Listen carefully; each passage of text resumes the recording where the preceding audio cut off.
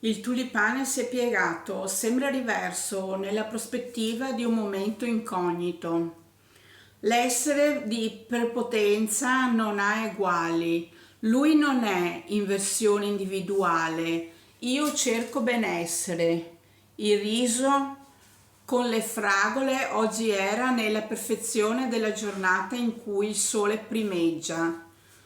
Se non spreca il tempo nel tempio della dimora, può venire e vincere un premio. Tazzine da caffè, con cibo incluso, nella volontà di aggiungere porte ti seguo,